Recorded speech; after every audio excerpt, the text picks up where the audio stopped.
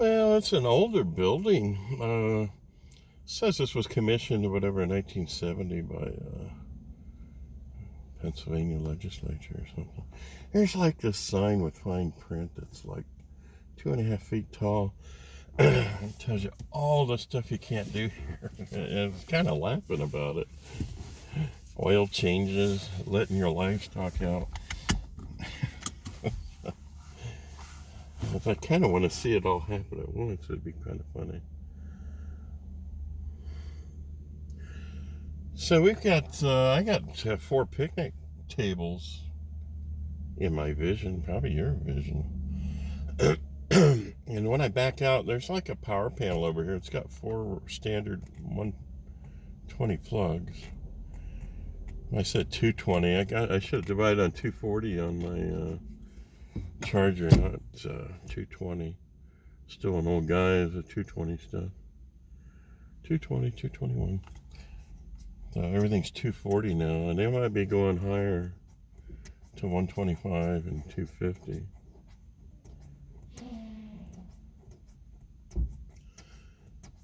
Busy place, everybody's in a hurry.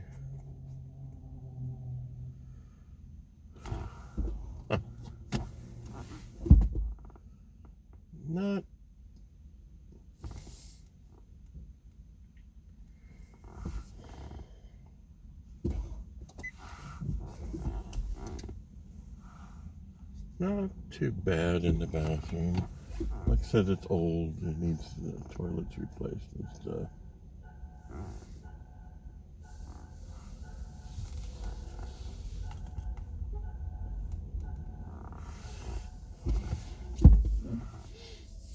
Damn horns on the alarms. You think you're going to run into some. New York, Pennsylvania, Florida plates, of course, Ohio. Ohio went to single plate here a couple years ago. Alright, so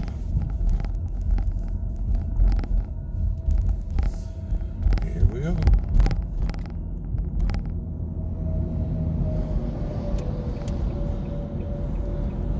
And we'll use the cruise control again, see what's going on. See what that does. Continue on I-79 north for 42 miles. So the dash says 55 degrees.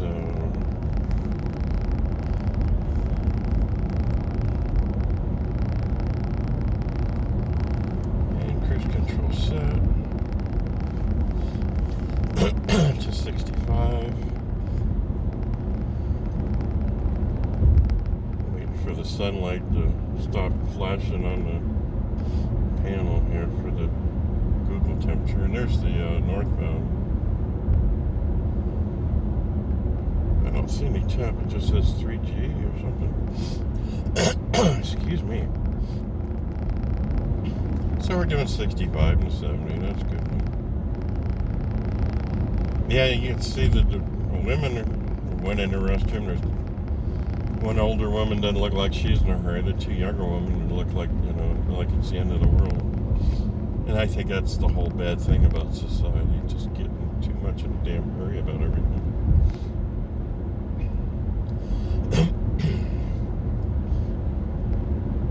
So plan a little different vacation. Stop on the way there, stop on the way back. Even spend the night somewhere different. Change it up a bit.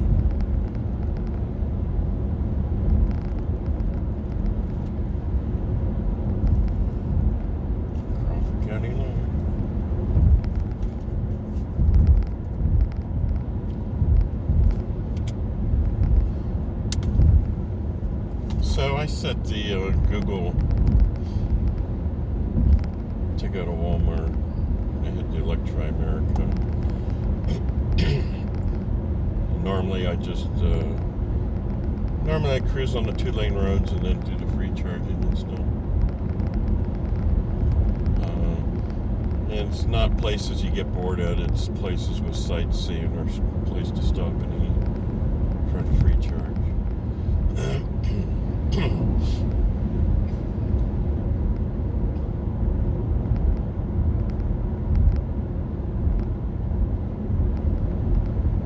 So pretty soon, I'll probably go down to Lisbon, Ohio, where they got a charge point from the Columbiana County Port Authority. And charge up there. The election headquarters is there. I'll probably do that next week. And then go over to Taco Bell or McDonald's and grab lunch. Buy the kitchen sponges at Dollar Tree on the way back to the car. Kill a bunch of birds with one stone and try to do at least an hour of charging just for the hell of it. Oh boy. Sorry. So on a Better Route Planner, if you want to go to Withville, Virginia from where I'm at, it actually tells you to come over here and catch I-79 south, because there is a charger on I-79 in West Virginia, I guess, to help you get to Withville. If you put in Myrtle Beach, it won't even acknowledge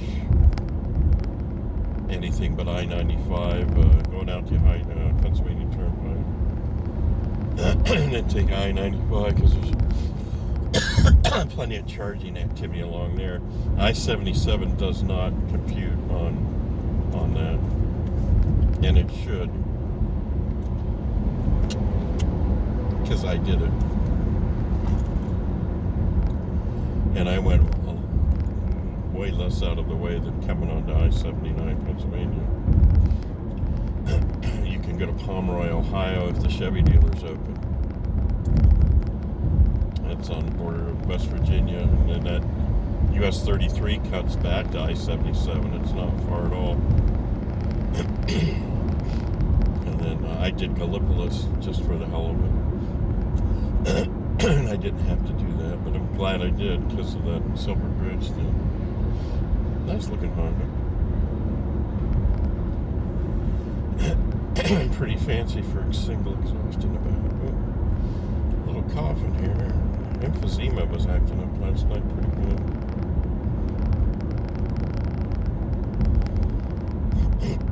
Hopefully it doesn't cause a whole lot of trouble on the bike trails. I think I've got an inhaler here in the glove compartment. Nebulizer, portable.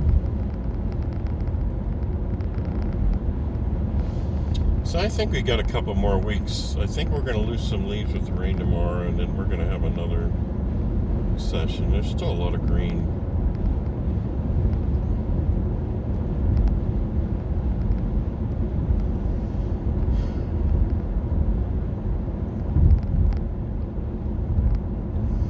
Pennsylvania is one gorgeous state when you get away from all the industry. Wide open country.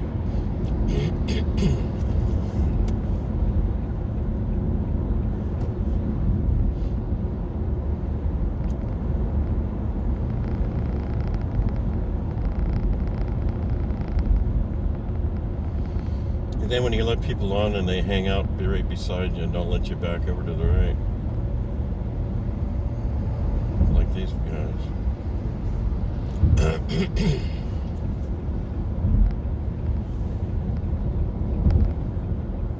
No thank you or anything, or at least pull out the pass.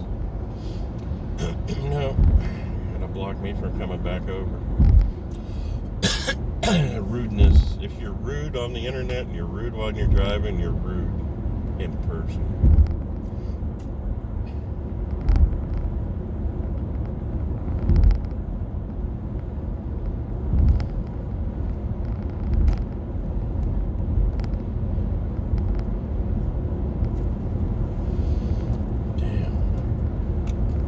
They used to have huge fences on these interstates when I was a kid for keeping deer from crossing. I don't like to see that, so.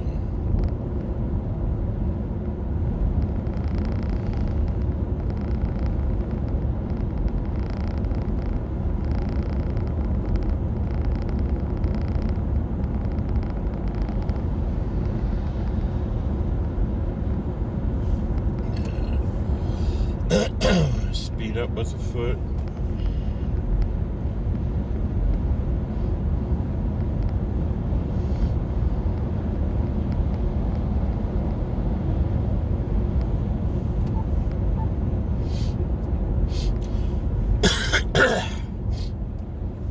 thing I don't like to do is if you see a line of cars trying to pass a truck, especially if there's trucks passing trucks, I'll just hang back and wait for all the madness to dissipate before I pull up and pass.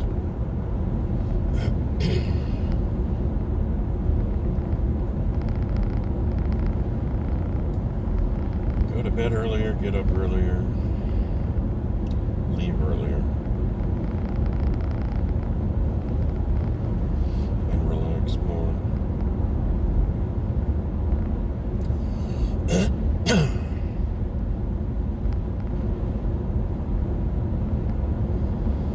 So I left a little sheet at home that I printed out with the little locations you can go in, and I copied and sent my son, who makes sure most of the time knows where I'm at and what I'm doing.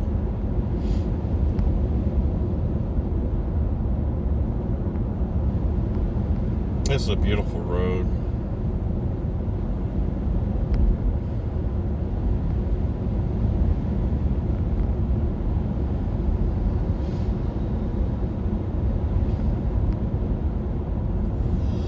I think it's Meadville or something.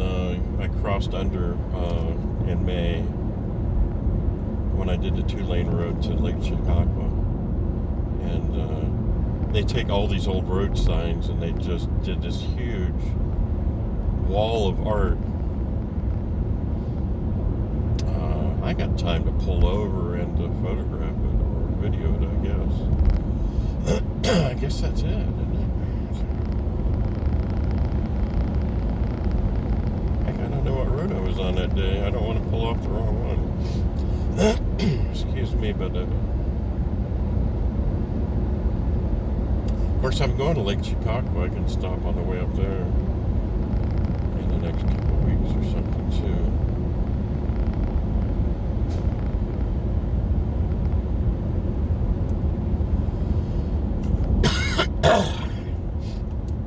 Sorry about the coughing. Triggered something when I was kayaking yesterday.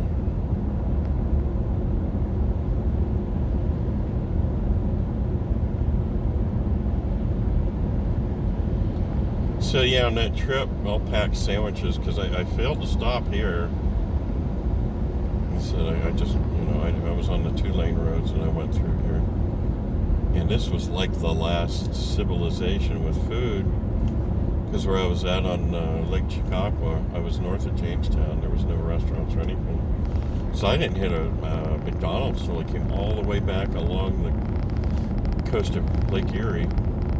I hit a McDonald's in the evening. That was my lunch.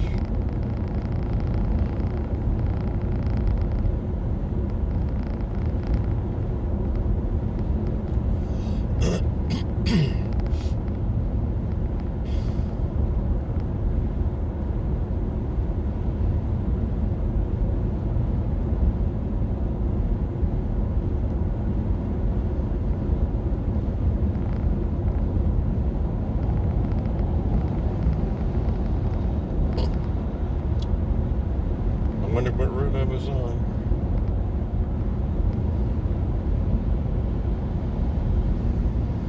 This looks familiar.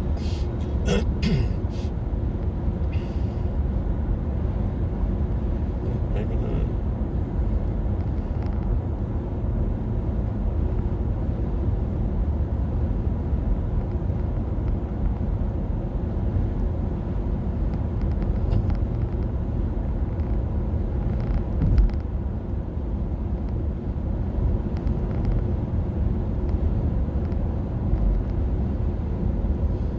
So it's like a whole fence of the old PennDOTs, all kinds of different road signs, turned into all different kinds of art. It's just beautiful. You can actually Google it.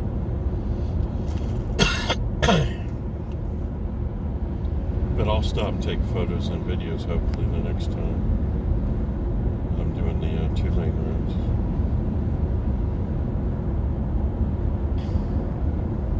If not in the fall, maybe in the spring.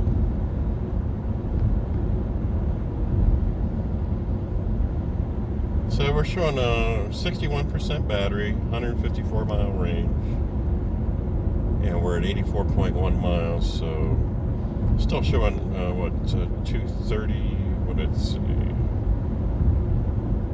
huh. Yeah, I'm not seeing any trouble with the cruise control today. Was it a fluke? I mean, it's happened more than once where I've turned it on and the miles drop. Yeah, I'm showing, 2, 8, and 5 is 3, so actually increased with range a little bit, maybe. 236, 237. I don't know. I watched this, I guess this was Kyle Connor doing a Tesla S Plaid range test. I guess it surprised him, and it sure surprised me. He's well and above, because he did before I bought it, I watched Bjorn Nyland, most of his, and I watched a bunch of other people with their Leafs, old and new Leafs. Well, he did a Leaf test with the Blue Cruise out of North Carolina and came out with 170. And I was like, well, this doesn't have Blue Cruise. This is the S Plus. So he was using the 215 range. I guess SV Plus. I said, well, that's not good. And then I watched a range test with a Chevy Bolt doing 229, 230 range. And I'm like, well, shoot. And he's using cruise control, and he's setting, everything's set 70 degrees, 70 miles an hour. I mean, he doesn't kill things like Bjorn does. I watched people in England or whatever, a motel or something, where they did all the different cars. This guy's circling around. He finally had to tell the motel guy what he was doing. And, yeah, I'm not some nut or anything. I want the battery to die, but not while I'm on the road. I mean, there's a charger here. So the Tesla Plaid did 364.3 miles or something like that. Like, holy crap. That would get me from home to Whitfield, Virginia. And that's 70 miles an hour, and I'm a 65 kind of person. And one of the other tests was right out of Ohio. I recognized the first exit, and I actually talked with the guy here earlier in the summer. He said, I know you. You did the 1,300-mile Nissan test, and battery was overheating. I said, well, that's more miles than I'm going to do, because the spinal injuries I have won't allow me to travel that far. And this man travels everywhere 55 miles an hour. I said, wow, that's pretty cool. Plus, you get more range and everything. My neighbor goes, well, how's he not get run over? I said, oh no, but he didn't like the battery overheating on the Leaf, so he traded in for a Chevy Bolt, and they made it to Santa Monica in the Chevy Bolt, and I guess they did Washington D.C. and COVID going on and all that.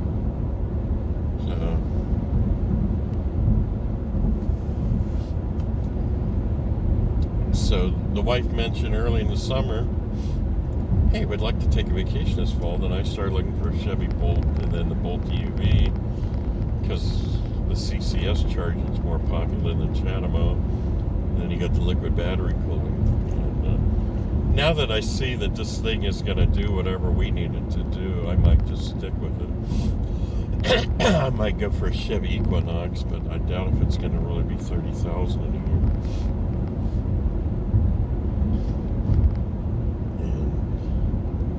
It's funny coming from a huge Chevy Express extended van, but I really like this car, and it scares the hell out of me. I'm putting too many miles on it, so I don't plan on going anywhere in the winter.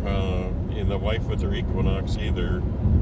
She just bought a month ago. We're gonna use the Murano, and if I have to, I'll use my Chevy cargo van. we don't want the new cars to rust for retirement age, and who knows, there's not going to be the payments left in us to do this anymore. She didn't really want to go work this morning. I'm like, oh crap, you only made one payment on the car. Oh shit, that's not good. Yeah, maybe one of our sons can take it over if they need a car. So she didn't want a Chevy Bolt, and it's hard to get a Honda Civic, Toyota Corolla new with the gas prices and the chip shortages. You got to put money down and pre-order this stuff. And she wasn't interested in any of that, and she gets tired of looking at stuff, so we ended up with a 2019 Chevy Express that was leased for 3 years. And, they didn't cover what this thing fully entailed. And at first, I didn't like it because I was basing the love of the Chevy Equinox on my neighbor inheriting an older one with maybe 2 or more liter 4-cylinder. And that car impressed the living hell out of me, how quiet, smooth, and strong it was for 4-cylinder. And it's not a small car. So we got this newer one, and there's just something going on that didn't feel right to me when she got in a hurry. And it's got some dents in it we didn't see, so we need our kids to be with us, because we're past that age where we notice stuff, I guess. And, well, the funkiness, part of it was the engine cuts off at red lights or stop signs. I said, oh, that's what that is. And then once I noticed that, I was coming back somewhere in the country in this, and I'm starting to notice trucks and Jeeps and other stuff cutting off at red lights. I was like, oh my God. So I guess everything's doing that, and it does use a lot of gas to sit there and idle. And looking for ways to cut it off and everything. So the end of September, we take a trip down to Wheeling, West Virginia for our anniversary. And I filled up, she hasn't put gas in it yet. She has her savings in my account, so when I went and I paid for her new tires because I took money from her account to buy half the boat I bought. So I more than paid her back by buying her a whole new set of tires, so we're even on that. Well, I came back and filled it up, so she wouldn't have to fill it up. It didn't even have a gas cap. It's something new. So she drove it 2 or 3 days to work before we went on our anniversary trip, maybe more. And we go down to East Liverpool and catch Route 7 along the Ohio River, and we get to the parking lot of this casino to do the buffet, and it's showing 35.2 miles to the gallon. I'm like, oh dear God, I would have been surprised if the Honda Civic or Toyota Corolla, I'm pretty sure that's what the rate would be, and maybe more. So I said, well, I took a picture of it, posted it while I was playing slot machines. She likes. I said, we're gonna increase in elevation and go back upstream, and we'll see what the mileage is, how much it drops. Because electric car, you expect a drop when you increase in elevation and stuff. We get home, it's 35.8 miles a gallon. I'm like, dear God, and that's from View City driving to work for a few days, 20 miles round trip near there, and driving in town and stuff. I said, what is this thing? It's a 1.5 liter with a turbo, and turbos were like a dirty word a couple decades ago. I said, I like that. I wonder if we can hit 40 in this thing. Because once I see the 35, I'm like, hey. So,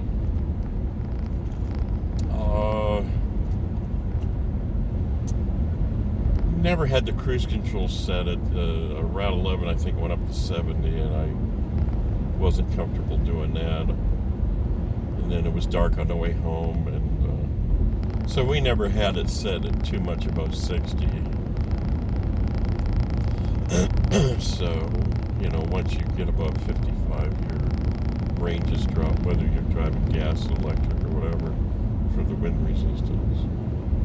But I was like, wow, I never expected 35.8. So when I went and she had me drive her Nissan, she's complained that it was loose and tired and stuff. I said, well, yeah, that's why we went with the car. I told you need a new car, we got to rebuild the front end and stuff on the Nissan Murano.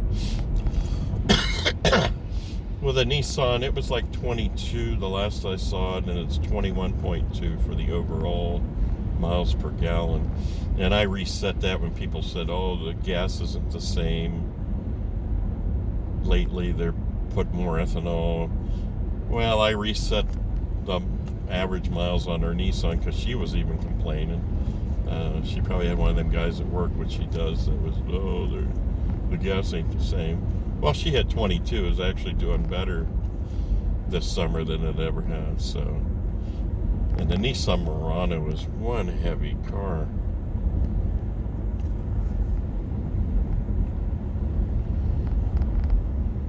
The front rotors, any of the wheels are like a hernia waiting to happen. Oh, we're still at 55? What in the world? Why? There's nothing here, people. Well, we're going to do a 60. Well, I asked for 55 and I got 55. Well, what a difference it does. Oh, there's the other rest area. I could have stopped at that one if they would have told us, hey, the next one's just in a few miles. I could have conserved my tinkles, spaced them out a little more.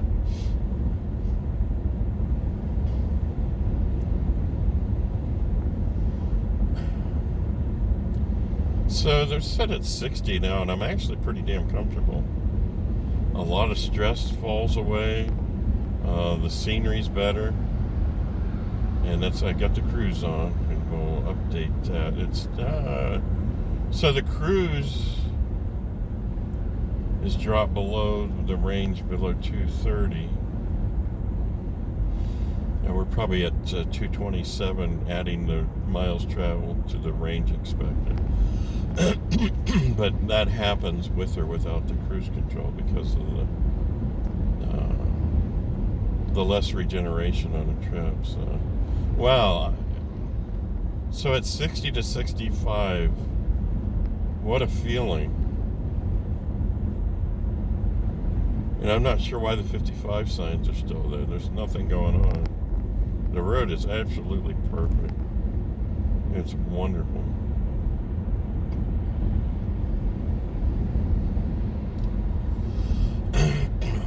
I'm not going to pull in for a free Pennsylvania. But yeah, the stress level's going. You know, when I was young, you'd be doing 5 miles to the naughty, doing 60.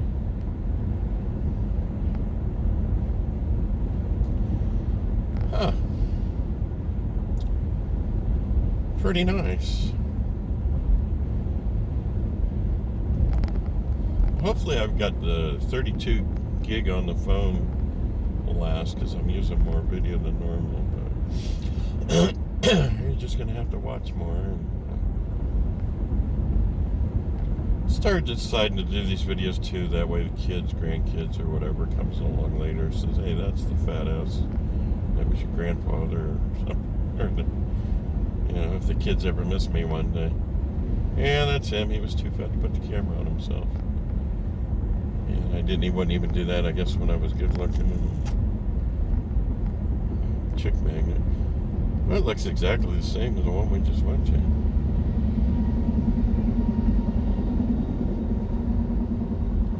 So yeah, that other one had 4 circuit breakers and 4 120 volt outlets. So yeah, if I would have done my calculation off the draw on charging on that Emporia Energy thing in the circuit box, I would have, you divide by 240 now, not 220. And like said, I noticed one of the circuits at 125. I'm going to check. So it's just a decade ago. Things were at 110 volts for single and 220 for a double line. And then everything went to 115 and 230. And then 120 and 240. And I noticed 125 volts off the one of the feeds, so I'm going to check both of those this fall. So when you increase the voltage and keep the amperage the same, the wires don't need to be bigger. If you increase the voltage too much, you'll have more of a spark chance. But just think of the voltage as a pressure that pushes the amperage, which is the amount of water through the hose. So the voltage would be like the height of your water tank in town. So your wattage is nothing more than your voltage, which would be your 220 or 240, times your amperage, and that gives you your wattage. So you can have more wattage with less amperage or more amperage, as long as, they divide up the same. So voltage times amperage equals wattage.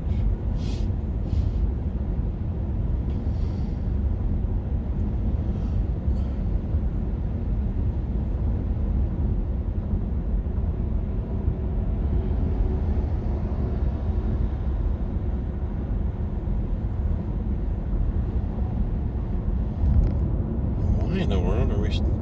It's like they didn't take the signs down because it was being worked on in the spring.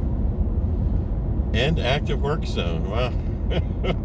Active work zone. I'd hate to see an inactive work zone. Edinburgh.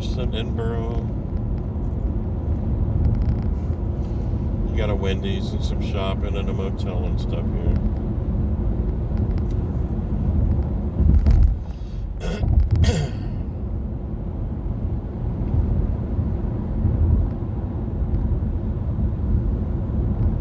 Back to 65 from the active work zone. And we didn't see a single soul truck or anything in that work zone.